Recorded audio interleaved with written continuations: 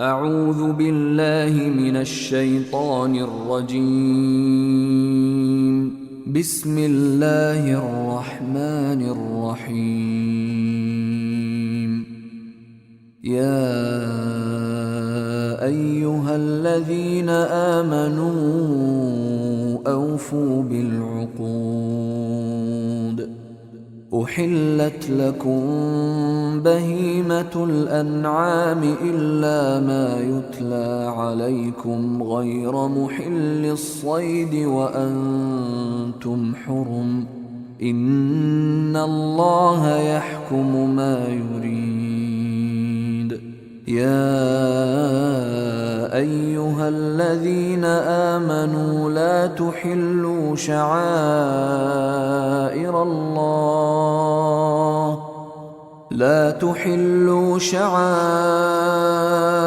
الله ولا الشهر الحرام ولا الهدي ولا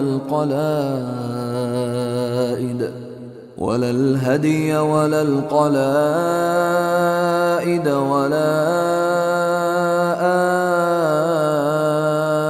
آمين البيت الحرام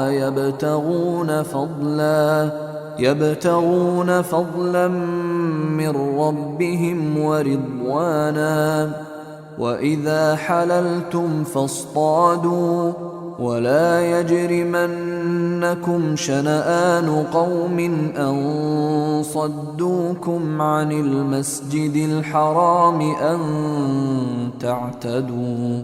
وتعاونوا على البر والتقوى ولا تعاونوا على الإثم والعدوان.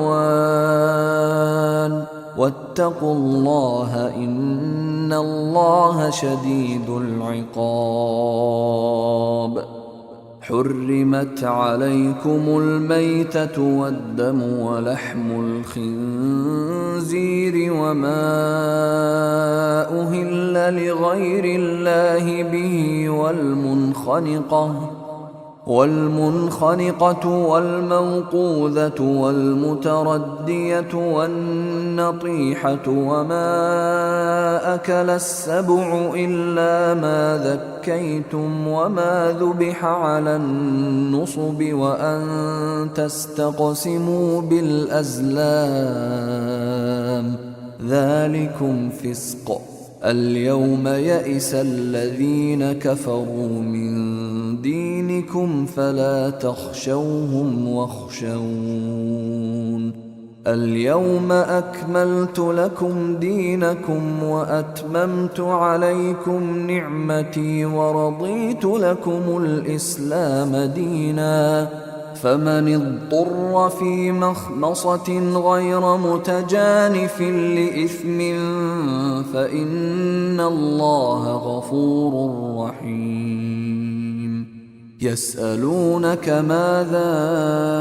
أحل لهم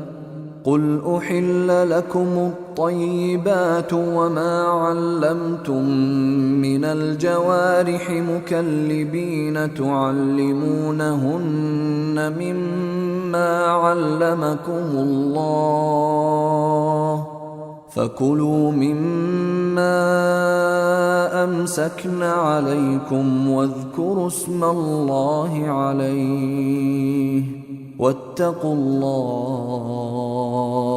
إن الله سريع الحساب. اليوم أحل لكم الطيبات وطعام الذين أوتوا الكتاب حل لكم وطعامكم حل لهم. والمحصنات من المؤمنات والمحصنات من الذين أوتوا الكتاب من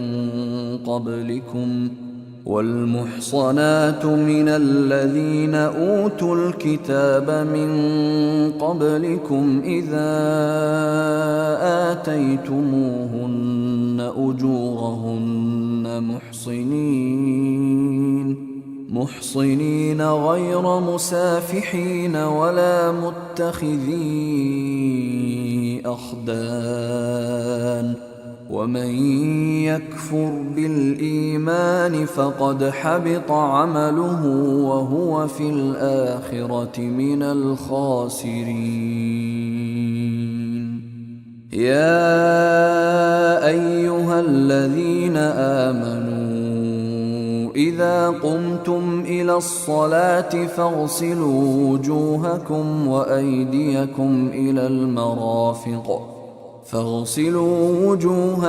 وأيديكم إلى المرافق وامسحوا برؤوسكم وأرجلكم إلى الكعبين، وإن كنتم جنبا فاطهروا، وإن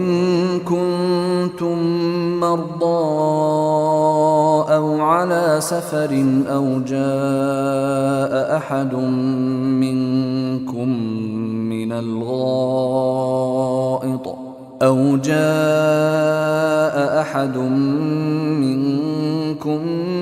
الغائط أو لامستم النساء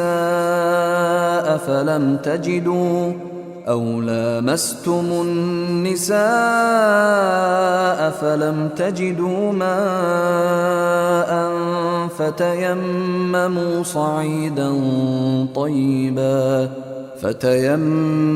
صعيدا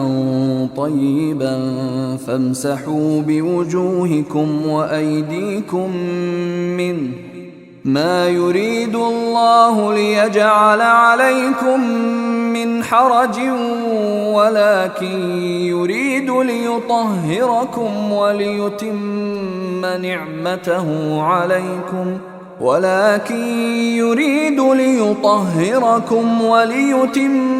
نعمته عليكم لعلكم تشكرون. واذكروا نعمة الله عليكم وميثاقه الذي واثقكم به إذ قلتم سمعنا وأطعنا واتقوا الله إن الله عليم بذات الصدور. يا أيها الذين آمنوا كونوا قوامين لله شهداء بالقسط ولا يجرمنكم شنآن قوم على ألا تعدلوا، اعدلوا هو أقرب للتقوى واتقوا الله إن الله خبير بما تعملون. وعد الله الذين آمنوا وعملوا الصالحات لهم مغفرة وأجر عظيم، والذين كفروا وكذبوا بآياتنا أولئك أصحاب الجحيم. يا أيها الذين آمنوا اذكروا نعمة الله عليكم إذ هم قوم أن يبسطوا إليكم أيديهم فكف أيديهم عنكم واتقوا الله وعلى الله فليتوكل المؤمنون. ولقد أخذ الله ميثاق بني إسرائيل وبعثنا منهم 12 نقيبا وقال الله إني معكم لئن أقمتم الصلاة وآتيتم الزكاة وآمنتم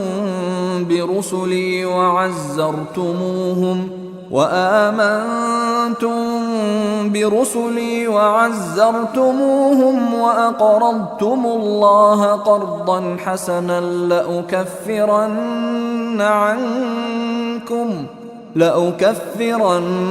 عنكم سيئاتكم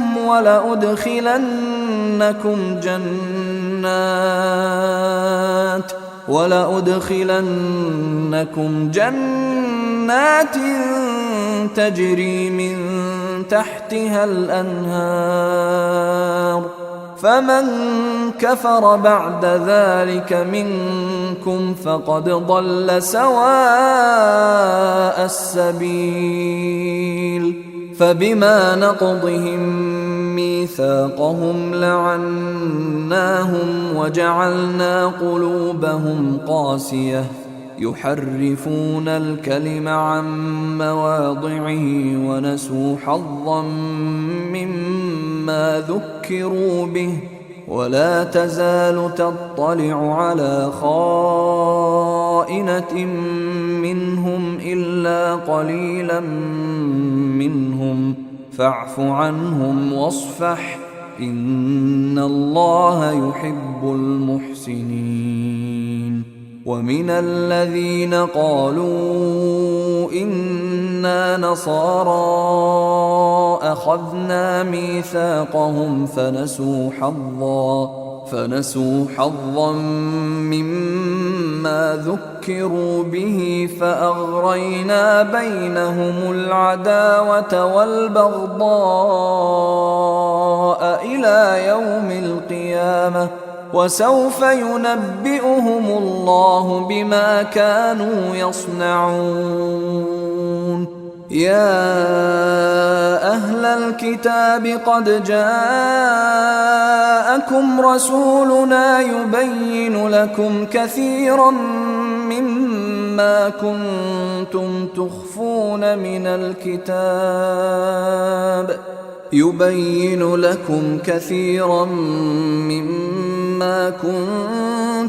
تخفون من الكتاب ويعفو عن كثير. قد جاءكم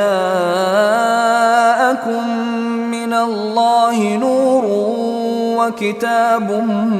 مبين يهدي به الله من اتبع رضوانه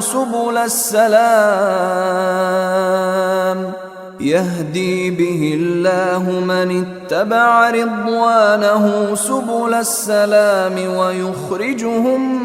من الظلمات إلى النور بإذنه ويهديهم إلى صراط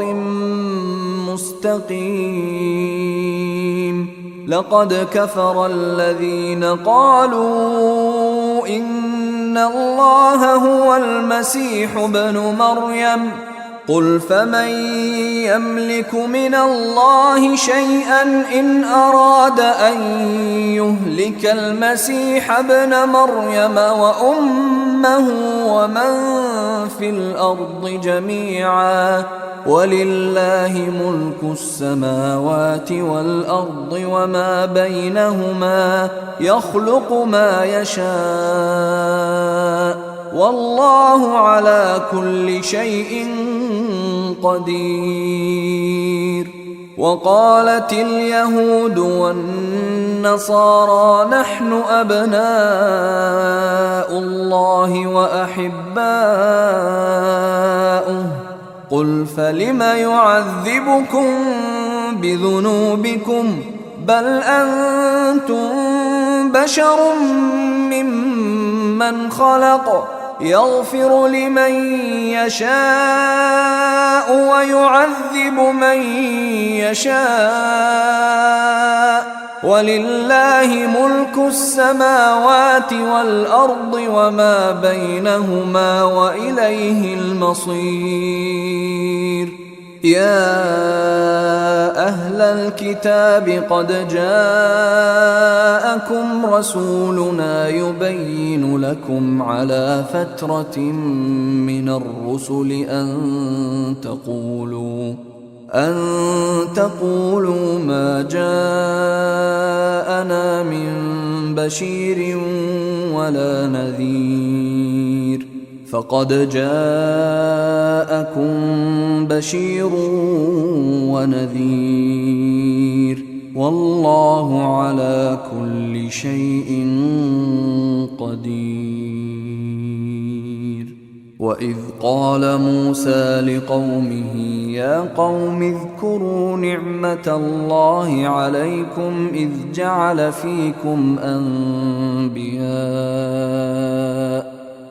جعل فيكم أنبياء وجعلكم ملوكا وآتاكم ما لم يؤت أحدا من العالمين يا قوم ادخلوا الأرض المقدسة التي كتب الله لكم ولا ترتدوا على أدباركم فتنقلبوا خاسرين قالوا يا موسى إن فيها قوما جبارين وإنا لن ندخلها حتى يخرجوا منها فإن يخرجوا منها فإنا داخلون قال رجلان من الذين يخافون أنعم الله عليهم ادخلوا عليهم الباب فإذا دخلتموه فإنكم غالبون وعلى الله فتوكلوا إن كنتم مؤمنين قالوا يا موسى إنا لن ندخلها أبدا ما داموا فيها فاذهب أنت وربك فقاتلا إنا هاهنا قاعدون قال رب إني لا أملك إلا نفسي وأخي فافرق بيننا وبين القوم الفاسقين قال فإنها محرمة عليهم 40 سنة يتيهون في الأرض فلا تأس على القوم الفاسقين واتل عليهم نبأ ابني آدم بالحق إذ قربا قربانا فتقبل من أحدهما ولم يتقبل من الآخر قال لأقتلنك قال إنما يتقبل الله من المتقين لئن بسطت إلي يدك لتقتلني ما أنا بباسط يدي إليك لأقتلك إني أخاف الله رب العالمين إني أريد أن تبوء بإثمي وإثمك فتكون من أصحاب النار وذلك جزاء الظالمين فطوعت له نفسه قتل أخيه فقتله فأصبح من الخاسرين فبعث الله غرابا يبحث في الأرض ليريه كيف يواري سوءة أخيه قال يا ويلتى أعجزت أن أكون مثل هذا الغراب فأواري سوءة أخي فأصبح من النادمين من أجل ذلك كتبنا على بني إسرائيل أنه من قتل نفسا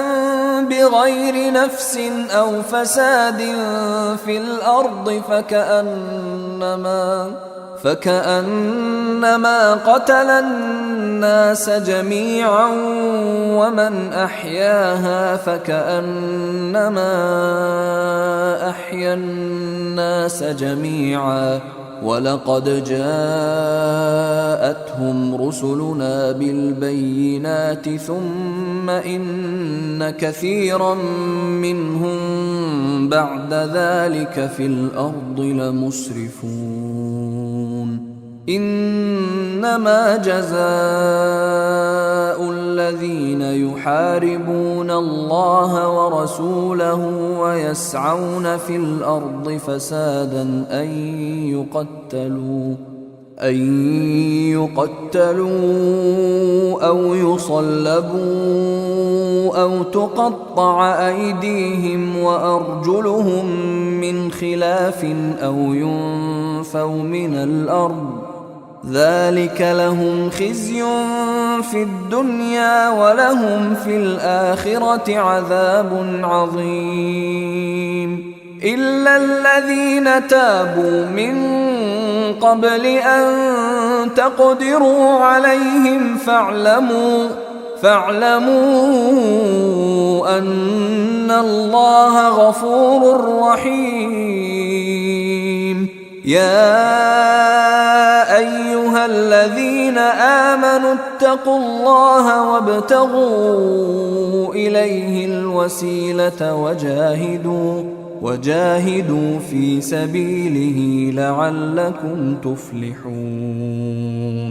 إن الذين كفروا لو أن لهم ما في الأرض جميعا ومثله معه ليفتدوا به من عذاب يوم القيامة ما تقبل منهم ولهم عذاب أليم يريدون أن يخرجوا من النار وما هم بخارجين منها ولهم عذاب مقيم والسارق والسارقة فاقطعوا أيديهما جزاء بما كسبا نكالا من الله والله عزيز حكيم فمن تاب من بعد ظلمه وأصلح فإن الله يتوب عليه إن الله غفور رحيم ألم تعلم أن الله له ملك السماوات والأرض يعذب من يشاء ويغفر لمن يشاء والله على كل شيء قدير يا أيها الرسول لا يحزنك الذين يسارعون في الكفر من الذين قالوا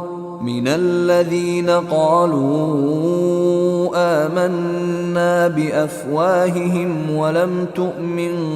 قلوبهم ومن الذين هادوا سماعون للكذب سماعون لقوم آخرين لم يأتوك يحرفون الكلم من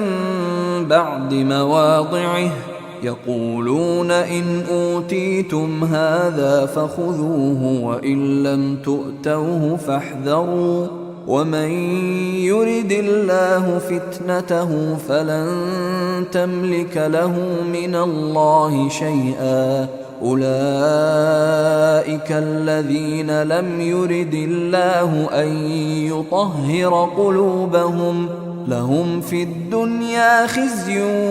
ولهم في الآخرة عذاب عظيم سماعون للكذب أكالون للسحت فإن جاءوك فاحكم بينهم أو أعرض عنهم وإن تعرض عنهم فلن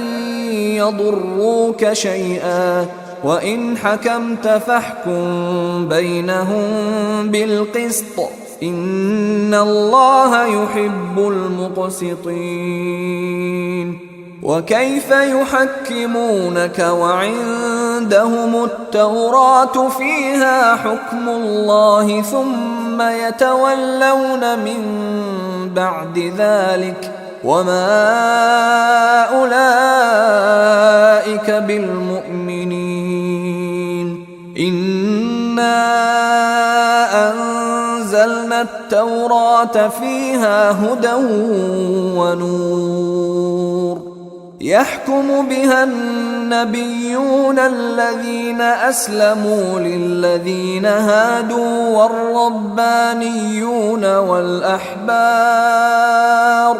والربانيون والأحبار بما استحفظوا من كتاب الله وكانوا عليه شهداء فلا تخشوا الناس واخشوني ولا تشتروا بآياتي ثمنا قليلا ومن لم يحكم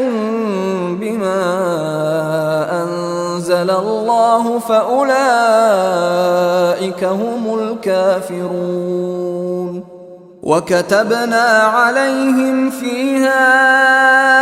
أن النفس بالنفس والعين بالعين والأنف بالأنف والأذن بالأذن والسن بالسن والجروح قصاص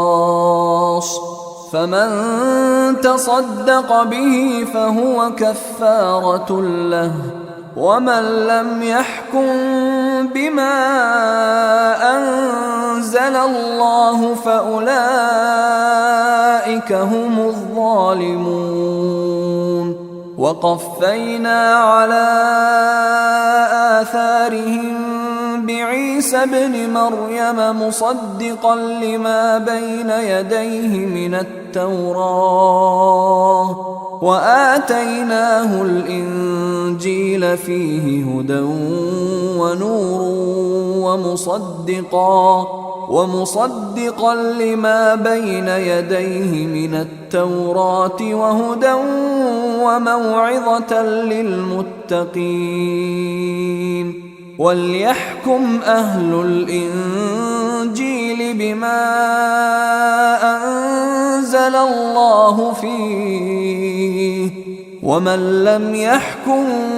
بما أنزل الله فأولئك هم الفاسقون. وأنزلنا إليك الكتاب بالحق مصدقا لما بين يديه من الكتاب ومهيمنا عليه فاحكم بينهم بما أنزل الله ولا تتبع أهواءهم عما جاءك من الحق لكل جعلنا منكم شرعة ومنهاجا ولو شاء الله لجعلكم أمة واحدة ولكن ليبلوكم فيما آتاكم فاستبقوا الخيرات إلى الله مرجعكم جميعا فينبئكم بما كنتم فيه تختلفون. وأن احكم بينهم بما أنزل الله ولا تتبع أهواءهم واحذرهم أن يفتنوك عن بعض ما أنزل الله إليك فإن تولوا فاعلم أنما يريد الله أن يصيبهم ببعض ذنوبهم وإن كثيرا من الناس لفاسقون. أفحكم الجاهلية يبغون ومن أحسن من الله حكما لقوم يوقنون. يا أيها الذين آمنوا لا تتخذوا اليهود والنصارى أولياء بعضهم أولياء بعض ومن يتولهم منكم فإنه منهم إن الله لا يهدي القوم الظالمين. فترى الذين في قلوبهم مرض يسارعون فيهم يقولون نخشى أن تصيبنا دائرة فعسى الله أن يأتي بالفتح أو أمر من عنده فيصبحوا على ما أسروا في أنفسهم نادمين. ويقول الذين آمنوا أهؤلاء الذين أقسموا بالله جهد أيمانهم إنهم لمعكم حبطت أعمالهم فأصبحوا خاسرين. يا أيها الذين آمنوا من يرتد منكم عن دينه فسوف يأتي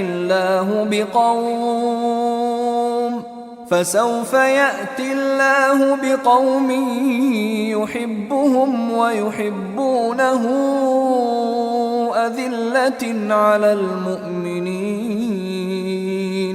أذلة على المؤمنين أعزة على الكافرين يجاهدون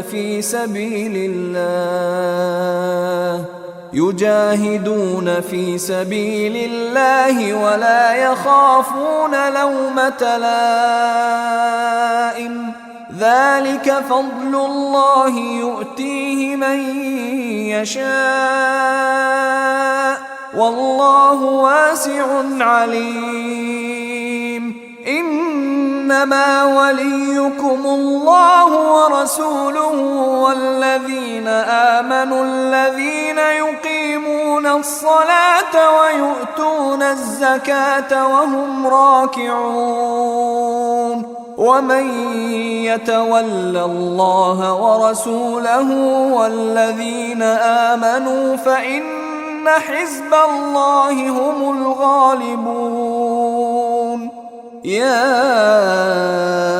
أيها الذين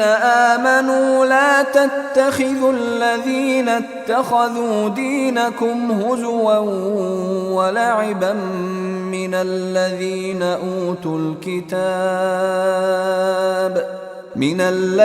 أوتوا الكتاب من قبلكم والكفار أولياء واتقوا الله إن كنتم مؤمنين. وإذا ناديتم إلى الصلاة اتخذوها هزوا ولعبا ذلك بأنهم قوم لا يعقلون. قل يا أهل الكتاب هل تنقمون منا إلا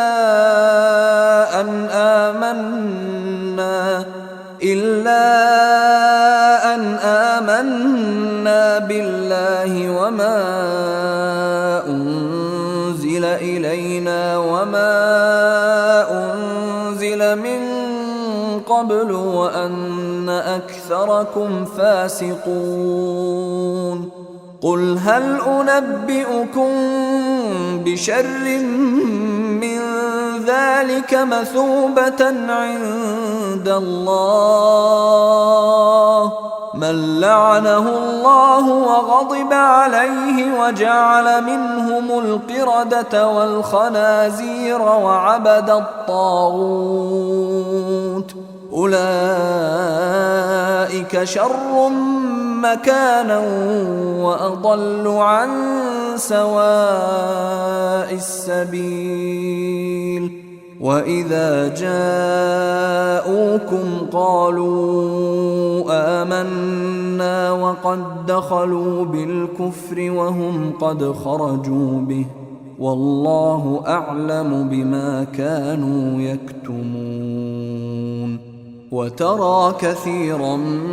منهم يسارعون في الإثم والعدوان وأكلهم السحت لبئس ما كانوا يعملون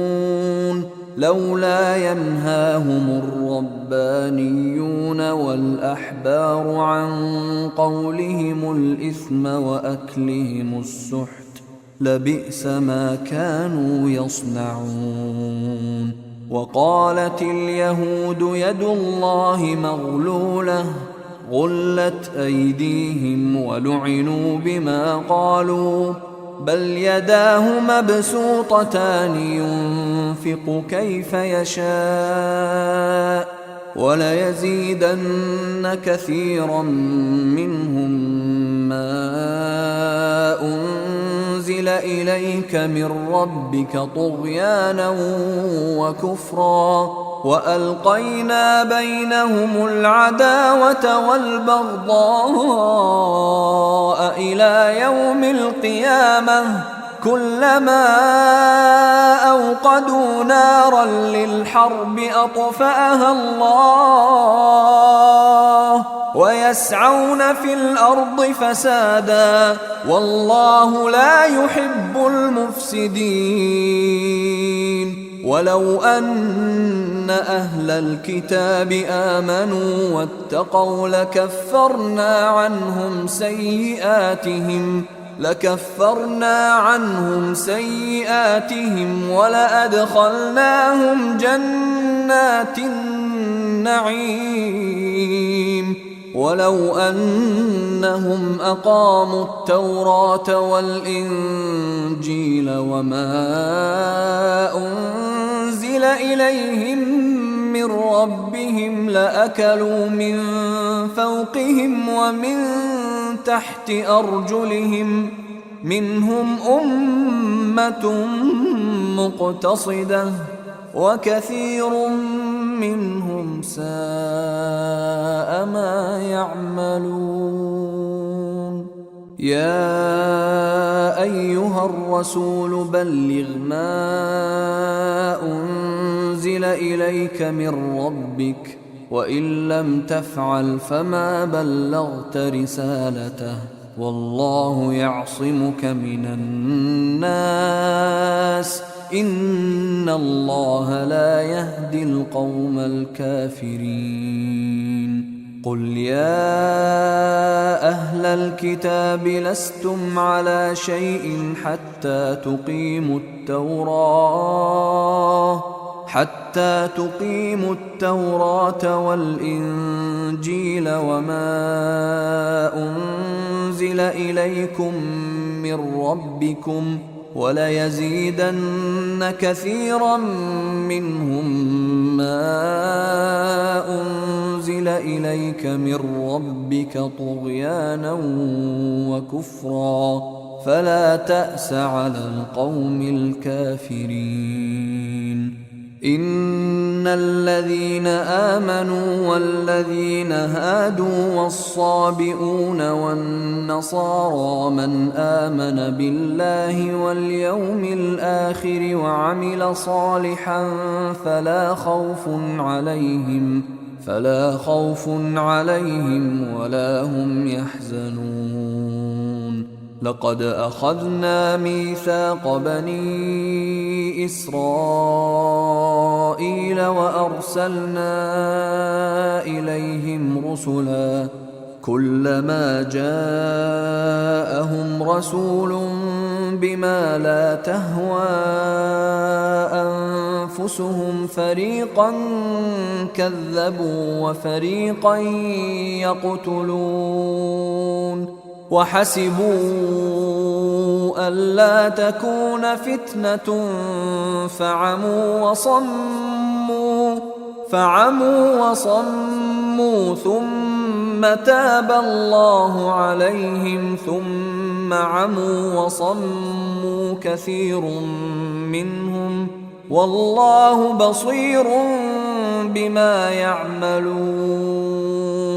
لقد كفر الذين قالوا إن الله هو المسيح ابن مريم وقال المسيح يا بني إسرائيل اعبدوا الله ربي وربكم إنه من يشرك بالله فقد حرم الله عليه الجنة ومأواه النار وما للظالمين من أنصار لقد كفر الذين قالوا إن الله ثالث ثلاثة وما من إله إلا إله واحد وإن لم ينتهوا عما يقولون ليمسن الذين كفروا منهم عذاب أليم أفلا يتوبون إلى الله ويستغفرونه والله غفور رحيم ما المسيح ابن مريم إلا رسول قد خلت من قبله الرسل وأمه صديقة كانا يأكلان الطعام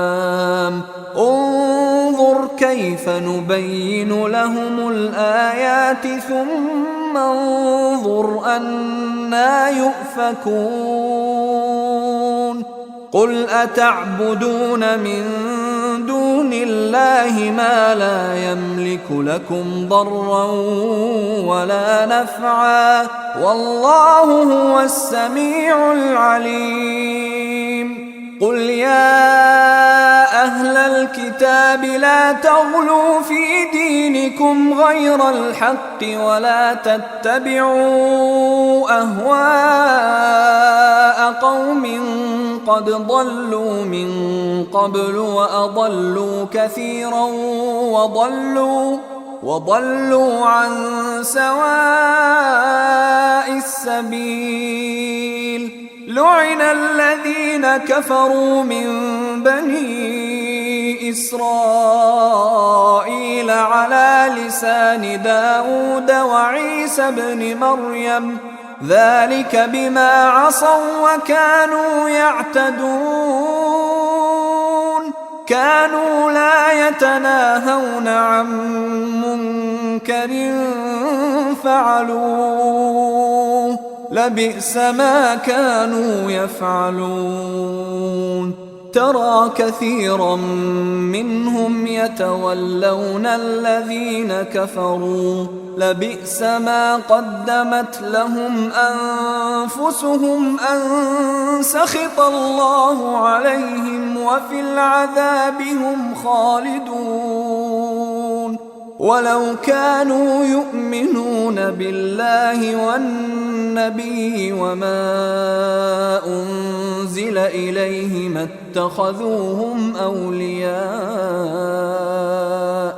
اتخذوهم أولياء ولكن كثيرا منهم فاسقون لتجدن أشد الناس عداوة للذين آمنوا اليهود والذين أشركوا ولتجدن أقربهم مودة للذين آمنوا الذين قالوا إنا نصارى ذلك بأن منهم قسيسين ورهبانا وأنهم لا يستكبرون وإذا سمعوا ما أنزل إلى الرسول ترى أعينهم تفيض من الدمع مما عرفوا من الحق يقولون ربنا آمنا فاكتبنا مع الشاهدين وما لنا لا نؤمن بالله وما جاءنا من الحق ونطمع أن يدخلنا ربنا مع القوم الصالحين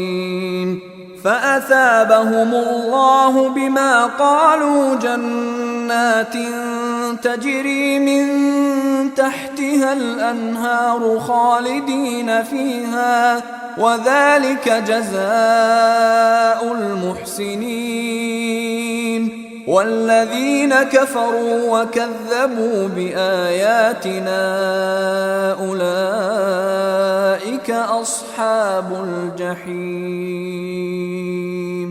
يا أيها الذين آمنوا لا تحرموا طيبات ما أحل الله لكم ولا تعتدوا إن الله لا يحب المعتدين وكلوا مما رزقكم الله حلالا طيبا واتقوا الله الذي أنتم به مؤمنون لا يؤاخذكم الله باللغو في أيمانكم ولكن يؤاخذكم بما عقدتم الأيمان فكفارته إطعام 10 مساكين من أوسط ما تطعمون أهليكم أو كسوتهم أو تحرير رقبة فمن لم يجد فصيام 3 أيام ذلك كفارة أيمانكم إذا حلفتم واحفظوا أيمانكم كذلك يبين الله لكم آياته لعلكم تشكرون يا أيها الذين آمنوا إنما الخمر والميسر والأنصاب والأزلام رجس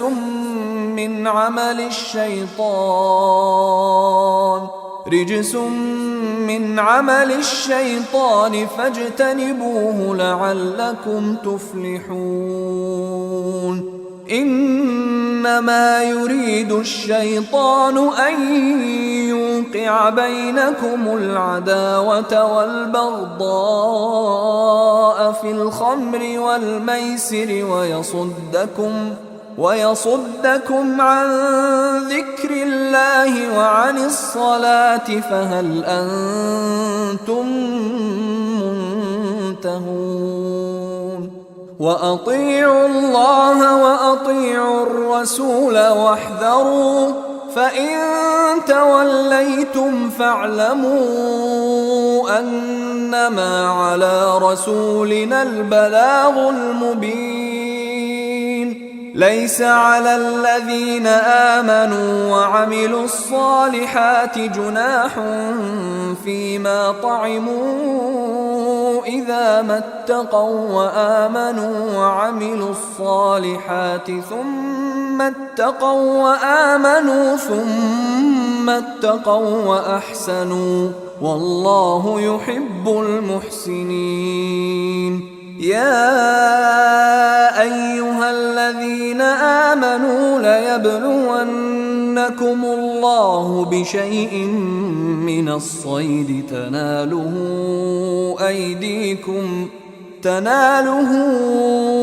أيديكم ورماحكم ليعلم الله من يخافه بالغيب، فمن اعتدى بعد ذلك فله عذاب أليم. يا أيها الذين آمنوا لا تقتلوا الصيد وأنتم حرم، ومن قتله منكم متعمدا فجزاء مثل ما قتل من النعم يحكم به ذوى عدل منكم هديا بالغ الكعبة أو كفارة طعام مساكين أو عدل ذلك صياما ليذوق وبال أمره، عفى الله عما سلف، ومن عاد فينتقم الله منه والله عزيز ذو انتقام. أحل لكم صيد البحر وطعامه متاعا لكم وللسيارة، وحرم عليكم صيد البر ما دمتم حرما، واتقوا الله الذي إليه تحشرون. جعل الله الكعبة البيت الحرام قياما للناس والشهر الحرام والهدي والقلائد، ذلك لتعلموا أن الله يعلم ما في السماوات وما في الأرض، وأن الله بكل شيء عليم. اعلموا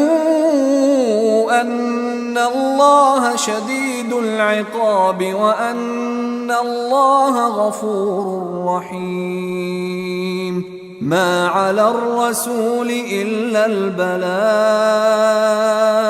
والله يعلم ما تبدون وما تكتمون. قل لا يستوي الخبيث والطيب ولو أعجبك كثرة الخبيث، فاتقوا الله يا أولي الألباب لعلكم تفلحون. يا أيها الذين آمنوا لا تسألوا عن أشياء إن تبد لكم تسؤكم، وإن تسألوا عنها حين ينزل القرآن تبد لكم عفى الله عنها، والله غفور حليم. قد سألها قوم من قبلكم ثم أصبحوا بها كافرين. ما جعل الله من بحيرة ولا سائبة ولا وصيلة ولا حام، ولكن الذين كفروا يفترون على الله الكذب وأكثرهم لا يعقلون. وإذا قيل لهم تعالوا إلى ما أنزل الله وإلى الرسول قالوا حسبنا ما وجدنا عليه آباءنا، أولو كان آباؤهم لا يعلمون شيئا ولا يهتدون. يا أيها الذين آمنوا عليكم أنفسكم لا يضركم من ضل إذا اهتديتم إلى الله مرجعكم جميعا فينبئكم بما كنتم تعملون. يا أيها الذين آمنوا شهادة بينكم إذا حضر أحدكم الموت حين الوصية اثنان ذوى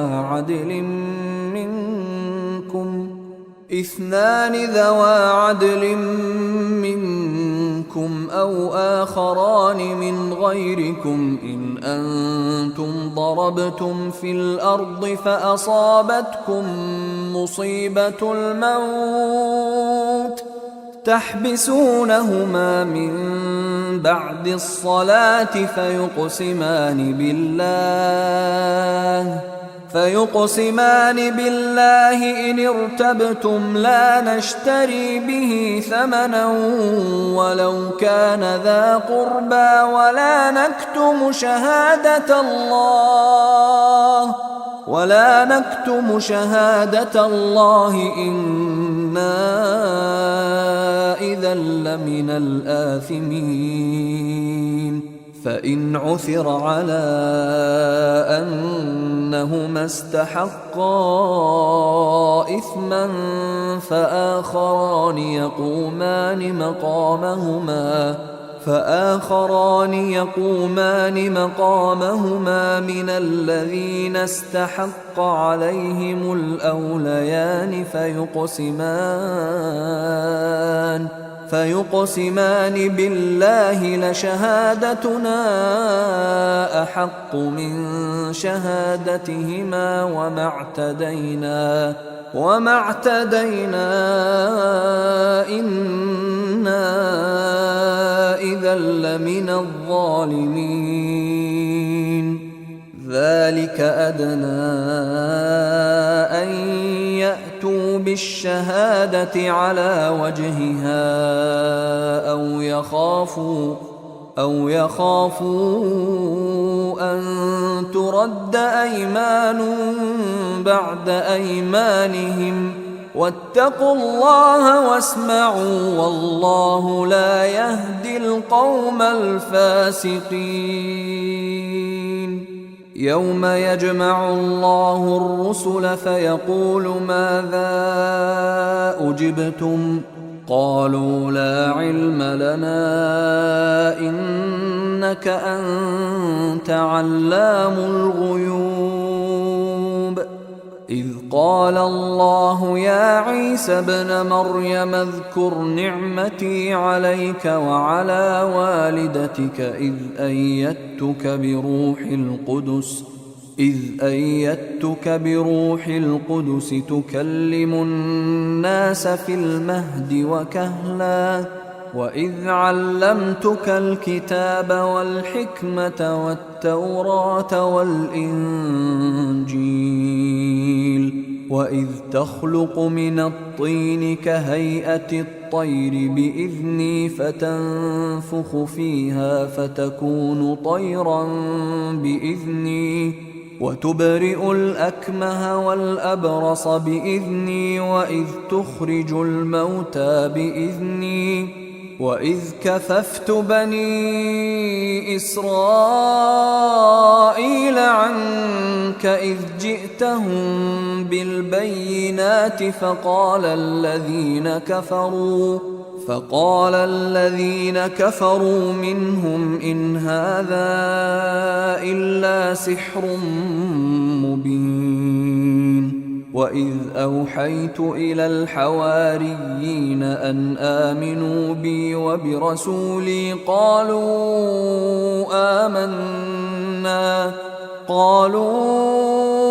آمنا واشهد بأننا مسلمون. إذ قال الحواريون يا عيسى ابن مريم هل يستطيع ربك أن ينزل علينا مائدة من السماء قال اتقوا الله إن كنتم مؤمنين. قالوا نريد أن نأكل منها وتطمئن قلوبنا ونعلم أن قد صدقتنا ونكون عليها من الشاهدين. قال عيسى ابن مريم اللهم ربنا أنزل علينا مائدة من السماء تكون لنا عيدا لأولنا وآخرنا وآية منك وارزقنا وأنت خير الرازقين. قال الله إني منزلها عليكم فمن يكفر بعد منكم فإني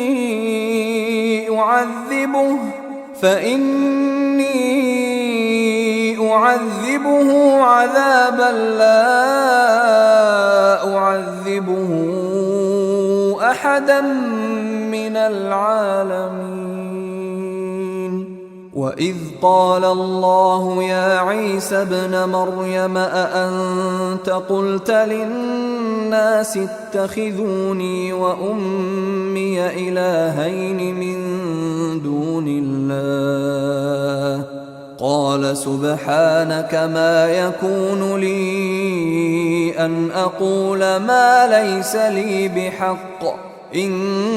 كنت قلته فقد علمته تعلم ما في نفسي ولا أعلم ما في نفسك إنك أنت علام الغيوب. ما قلت لهم إلا ما أمرتني به أن اعبدوا الله ربي وربكم وكنت عليهم شهيدا ما دمت فيهم فلما توفيتني كنت أنت الرقيب عليهم وأنت على كل شيء شهيد. إن تعذبهم فإنهم عبادك وإن تغفر لهم فإنك أنت العزيز الحكيم. قال الله هذا يوم ينفع الصادقين صدقهم لهم جنات تجري من تحتها الأنهار خالدين فيها أبدا رضي الله عنهم ورضوا عنه ذلك الفوز العظيم. لله ملك السماوات والأرض وما فيهن وهو على كل شيء قدير.